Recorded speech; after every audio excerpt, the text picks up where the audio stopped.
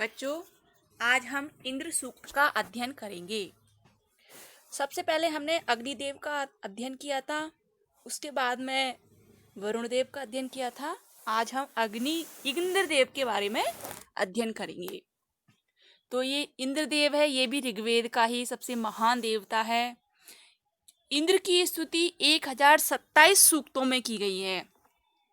अपने गुणों के कारण इंद्र आर्यों का जातीय और राष्ट्रीय देवता बन गया था तथा वह सभी देवों का राजा हुआ था।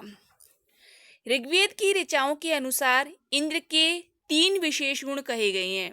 क्या क्या गुण है वही इंद्र में? सबसे पहले तो महान कार्यों के करने की शक्ति।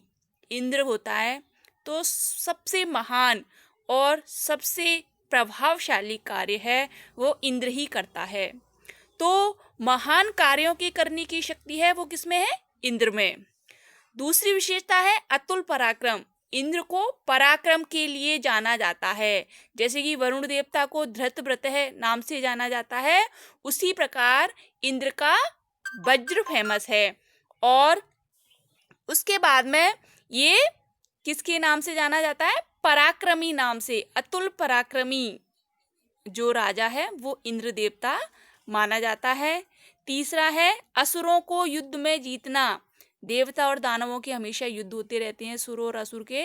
तो ये असुरों को युद्ध में जीतने के लिए भी माना जाता है। सबसे प्रारंभ में इंद्र को विद्युत का देवता माना गया था। क्यों?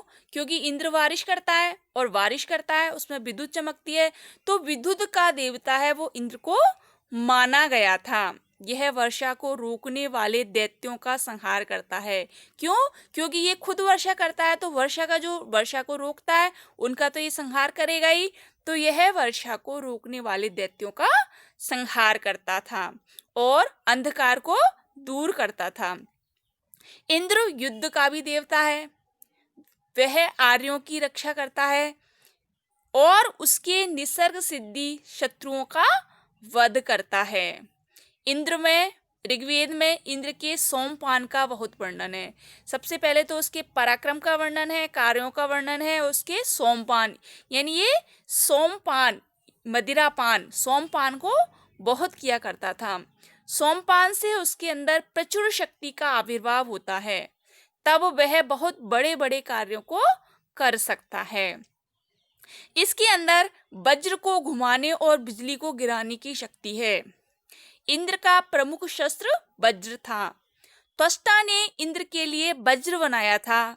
ऋग्वेद के अनुसार इंद्र पक्के मकानों में रहता था और हरे घोड़ों वाले सुनहरे रथ पर चढ़ता था। कंपटीशन में एग्जाम बहुत आता है कि इंद्र के जो घोड़ा है उसका कैसा रंग था। तो इंद्र के घोड़े का रंग कैसा था? हरा। तो हरे घोड़े जो इंद्र के रथ के थे, इसको देवताओं के शिल्पी ऋभुजा ने बनाया था। इंद्र के सहायकों के नाम भी ऋग्वेद में आते हैं। धौ इंद्र का पिता है। इंद्र के पिता कौन है? धौ। और अग्नि और पूषा उसके भाई हैं और इंद्राणी उसकी पत्नी है। मरुतगण उसके सहायक हैं। शची नामक शक्ति का स्वामी होने के कारण इस इंद्र को शचीपति, कर्मों की शक्ति रखने के कारण शतकर्तु एवं मरुतों की सहायता पाने के कारण मरुतवान कहा गया है। देखो ये मरुतवान विशेषण है, बहुत ध्यान रखने वाली बात है, क्योंकि मरुत तो अपन कहती अरे ये तो मरुत देवता के लिए आया होगा, लेकिन मरुतों की सहायता पाई है इसने, इसलिए इसको मरुतवान कहा है। तो मरुतवान किसका विशेषण है? इंद्र का। और कर्मों की शक्ति के कारण इसको शतकर्तु कहते हैं। और एक इसको कौन कहते हैं? शचीपति, शतकर्तु, मरुतवान, ये सब इसके विशेषण हैं। अग्नि और पूषा भाई हैं, धो इसका पिता है और इंद्राणी उसकी पत्नी है, मरुतगण उसके सहायक हैं। इंद्र का प्रमुख शत्रु व्रत है। यह वर्षा को रोकने वाला है। वर्षा को रोकने वाला जो इंद्र का प्रबल शत्रु कौन बताया गया है? व्रत। इंद्र सोमपान करके और मरुतों की सहायता पाकर व्रत पर आक्रमण करता है। इस युद्ध से ध्युलोक और पृथ्वीलोक कांप उठते हैं, पहाड़ नष्ट हो जाते हैं तथा उसके जल के झरने बहने लगते हैं। इंद्र ने दैत्यों के पुरों को नष्ट करके पुरभित उपाधि धारण की थी। यह मेघ रूपी पहाड़ों में निवास करने तथा दैत्यों को मार देता है और वहां से जल को इसी प्रकार से मुक्त करता है जैसे कोई गायों को घेरे से मुक्त करता है। इंद्र बहुत पराक्रमी है। उसने हिलते हुए पहाड़ों को स्थिर करके उनकी रक्षा की थी। जब पहाड़ हिल रहे थे तो ये प्राचीन प्रसंग है कि वो उनकी रक्षा करता है। और आकाश और पृथ्वी को स्थिर किया तथा उसको फैलाया। श्लोकों में आएगा, तो श्लोकों का ये पूरे का सारांश है। तो इंद्र पराक्रमी है, उसने हिलते हुए पहाड़ों को स्थिर करके उनकी रक्षा की और आकाश और पृथ्वी को स्थिर किया तथा उनको फैलाया। इंद्र अपने उपासकों की रक्षा करता है, सहायता करता है और उनको धन्य धान्य से पूर्ण करता है। अतः वह मध्वा कहलाता है। क्या कहलाता है? मध्वा। एक विशेषण है इंद्र का याद करने के लिए, मध्वा, क्योंकि धन धान्य से पूर्ण करता है। इंद्र उषा के रथ को हिलाने वाला है, सूर्य के घोड़ों को रोक लेता है और सोम को जीत लेता है।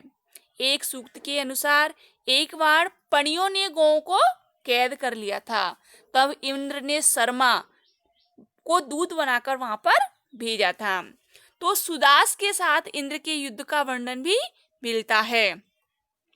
इंद्र कार्य करने में अत्यधिक शक्तिशाली, दुर्धर्ष, अथक लड़ने वाला, मनुष्यों की भलाई करने वाला, दान देने में उदार और प्रचुर सोमपान करने वाला है।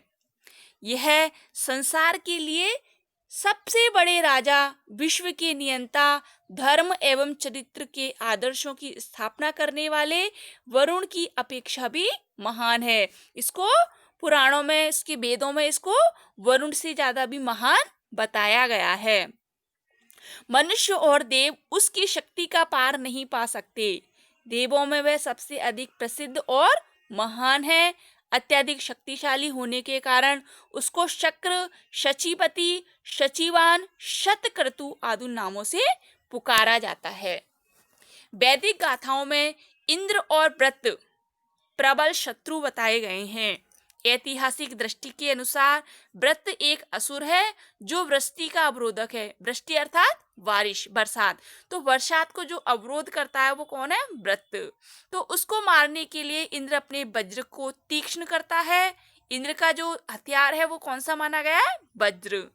इंद्र का संबंध अन्य सभी देवताओं से किसी न किसी रूप में वेदों में कहा गया है।